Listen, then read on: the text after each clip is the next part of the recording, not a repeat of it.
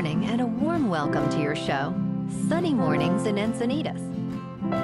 I'm your host, Melissa, and it's Thursday, December 18th. You'll be interested to know.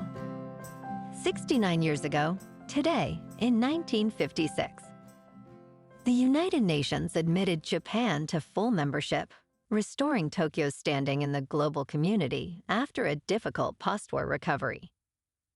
This milestone marked a major step in reintegration, signaling international recognition of Japan's sovereignty and opening avenues for diplomatic collaboration and economic rebuilding. So now you know. And now, it's time for the Surf Report. Thursday in Encinitas. This morning, it's looking clean with waves around 2 to 3 plus feet.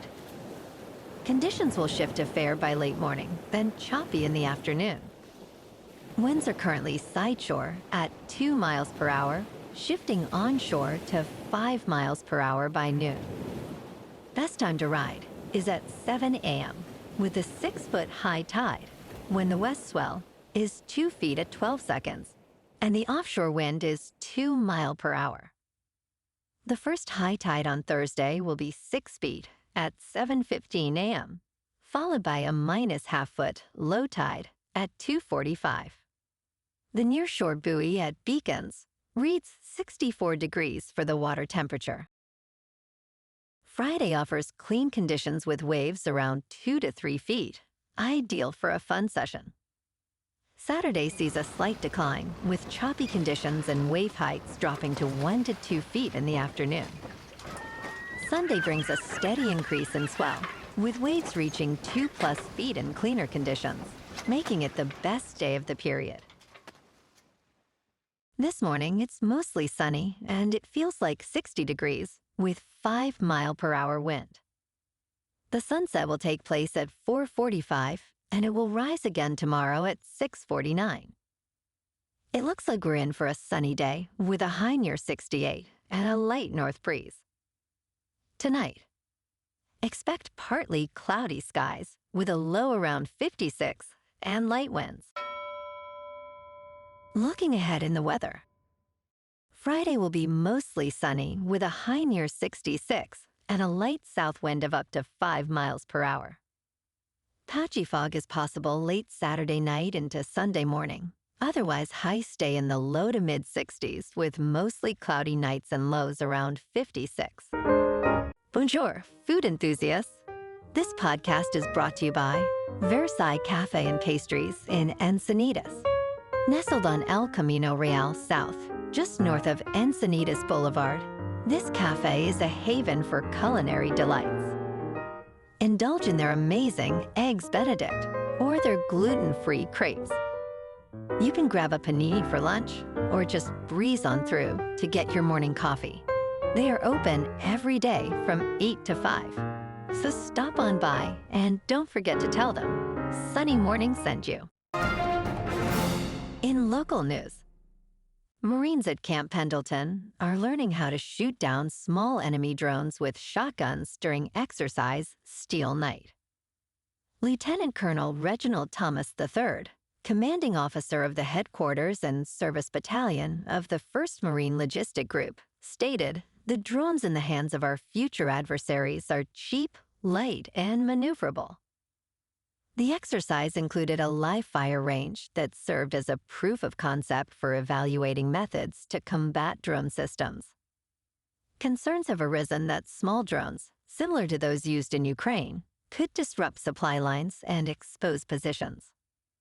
Exercise Steel Night 25 concluded on December 14th, testing the ability of the I-Marine Expeditionary Force to integrate capabilities for Indo-Pacific readiness.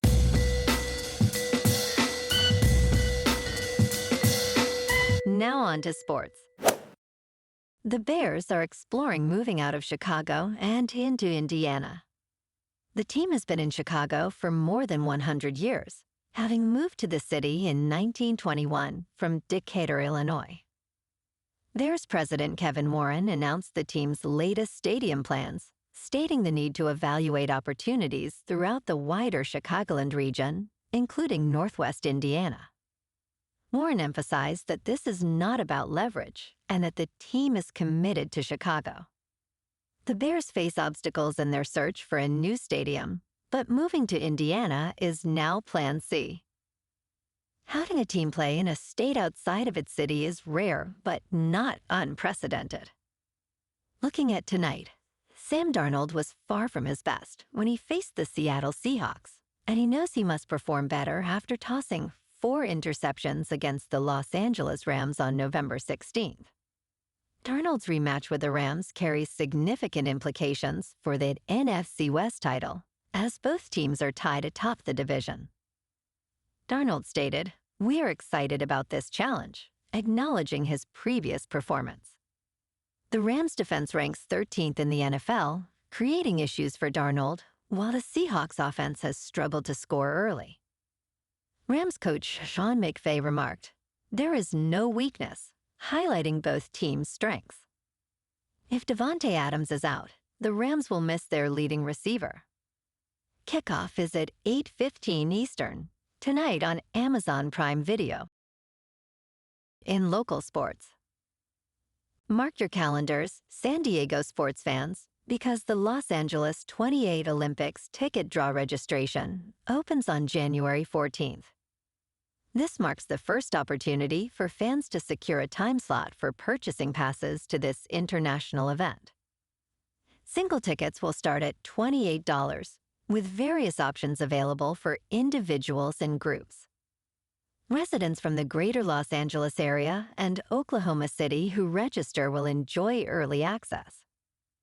Curated hospitality experiences will also be available for purchase starting next year. Stay updated by signing up for the Los Angeles 28 newsletter for the latest information. In top news, yesterday, a United States judge indicated she would block President Donald Trump's administration from laying off hundreds of federal employees, citing a shutdown law.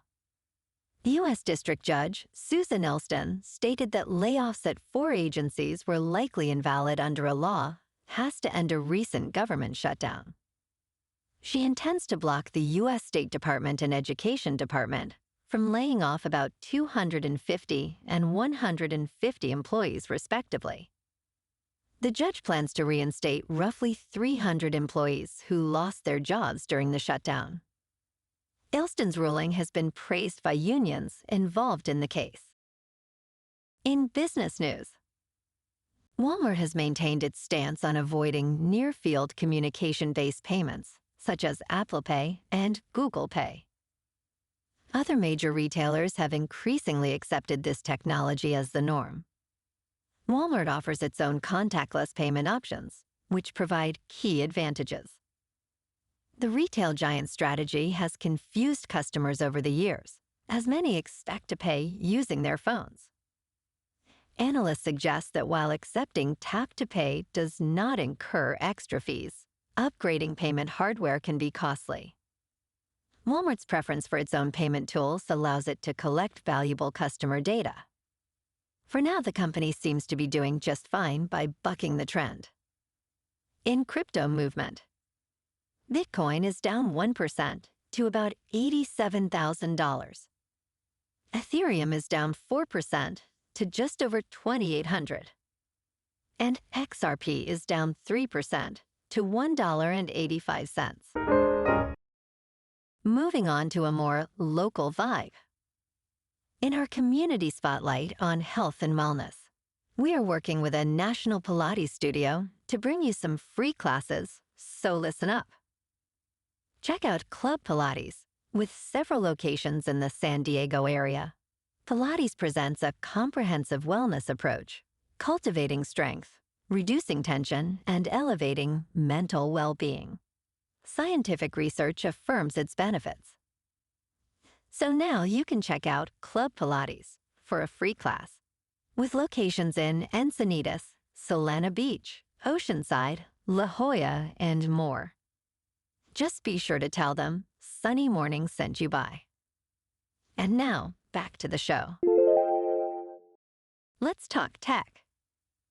The TikTok ban was set for December 16th, but it did not happen, and here is why.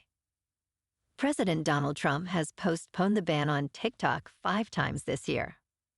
The deadline was extended after concerns regarding the app's Chinese ownership.